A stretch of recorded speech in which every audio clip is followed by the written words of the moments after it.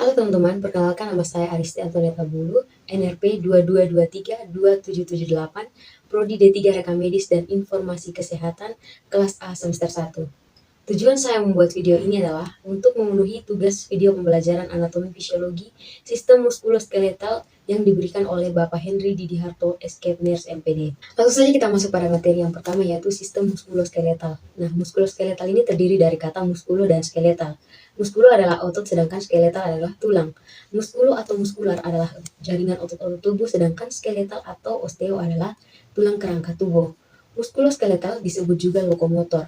Sistem muskuloskeletal itu merupakan penunjang bentuk tubuh dan bertanggung jawab terhadap pergerakan. Kemudian komponen utama sistem muskuloskeletal adalah jaringan ikat. Selanjutnya ada bagian-bagian sistem muskuloskeletal, yaitu organ-organ sistem muskuloskeletal. Yang pertama ada muskulos atau otot. Jaringan tubuh yang berfungsi mengubah energi kimia menuju kerja mekanik sebagai respon tubuh terhadap perubahan lingkungan. Yang kedua, skeletal atau tulang. Bagian tubuh terdiri dari tulang sejati, sendi, tulang rawan atau kartilago sebagai tempat menempelnya otot dan memungkinkan tubuh untuk mempertahankan sikap dan posisi. Kemudian yang ketiga, sendi. Sendi ini merupakan anggota gerak yang menjadi bagian penyambung antar tulang. Yang keempat, tendon, yaitu jaringan ikat yang menghubungkan otot dan tulang. Yang kelima, ligamen, yaitu jaringan ikat yang mempertemukan kedua ujung tulang. Yang keenam, bursae, yaitu kantong kecil dari jaringan ikat antar tulang dan kulit, antar tulang dan tendon, atau di antara otot. Yang ketujuh, fascia, yaitu jaringan yang menyambung longgar di bawah kulit atau pembungkus otot, saraf, dan pembuluh darah. Yang kedelapan, kartilago atau tulang rawan. Selanjutnya tulang. Nah, tulang ini adalah jaringan yang paling keras di antara jaringan ikat lainnya yang terdiri atas hampir 50% air dan bagian padat. Selebihnya terdiri dari bahan mineral terutama kalsium kurang lebih 67% dan bahan seluler 33%. Selanjutnya adapun fungsi tulang, yang pertama mendukung jaringan tubuh dan memberikan bentuk tubuh. Yang kedua, melindungi organ tubuh yang diantaranya jantung, otak, paru-paru, dan jaringan lunak. Yang ketiga, memberikan pergerakan, yaitu otot berhubungan dengan kontraksi dan pergerakan. Yang keempat, membentuk sel-sel darah merah di dalam sumsum tulang. Yang kelima, menyimpan garam-garam mineral.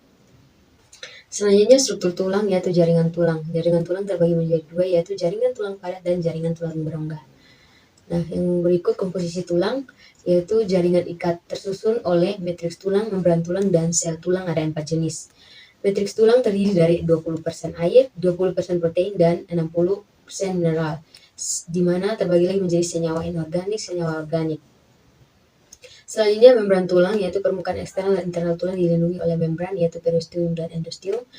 Kedua membran tersebut mengandung osteoblasts dan osteoclasts yang berperan dalam pertumbuhan, perbaikan, dan mempertahankan fungsi tulang. Periosteum itu melapisi tulang, terletak pada bagian luar, sedangkan endosteum itu terletak pada bagian dalam. Selanjutnya ada pun sel tulang, yaitu ada 4. Yang pertama osteoprogenitors, yang kedua osteoblasts, yang ketiga osteocytes, yang keempat osteoclasts. Adapun klasifikasi tulang, yang pertama tulang panjang, biasanya berfungsi sebagai pengungkit atau pengangkat beban, terdapat pada tulang anggota gerak atas atau bawah. Nah, yang kedua ada tulang pendek. Tulang pendek ini berbentuk kuboidal atau kubus, contohnya tulang pada pergelangan tangan. Kemudian yang ketiga tulang pipi, permukaannya luas, biasanya berfungsi untuk melindungi organ dan tempat melekatnya otot.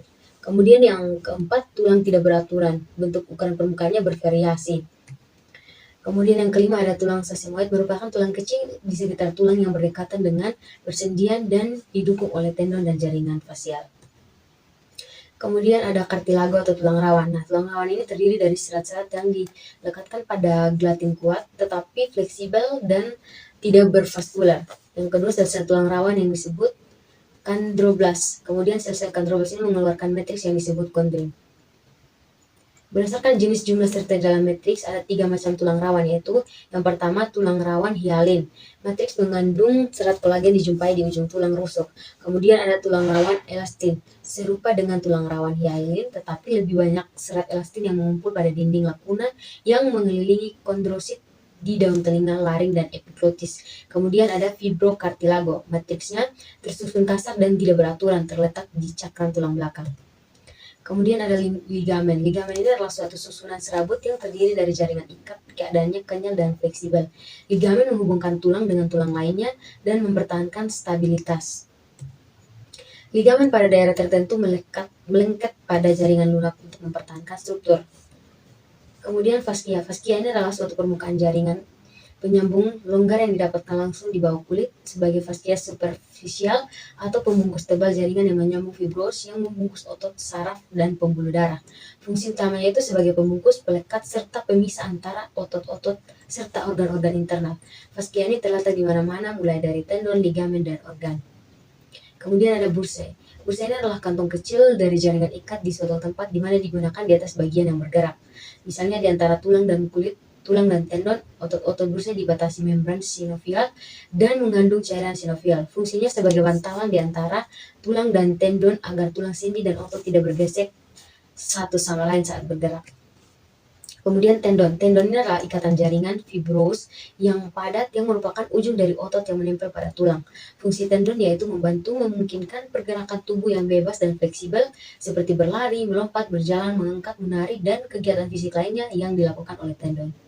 Kemudian selaput tendon ini berbentuk selubung dari jaringan ikat yang menyelubungi tendon tertentu terutama pada pergelangan tangan dan tumit.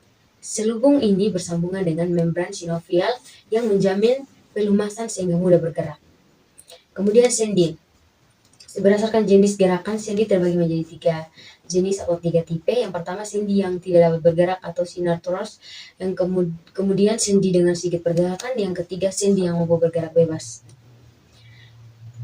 Sendi yang pertama, tulang pada sendi ini berdekatan satu sama lain yang dipisahkan oleh jaringan ikat fibrosis. Contohnya sutur pada tulang tengkorak kepala dan synomoses. Kemudian sendi ampiarthrosis. Tulang pada sendi ini biasanya disambungkan dengan jaringan ikat.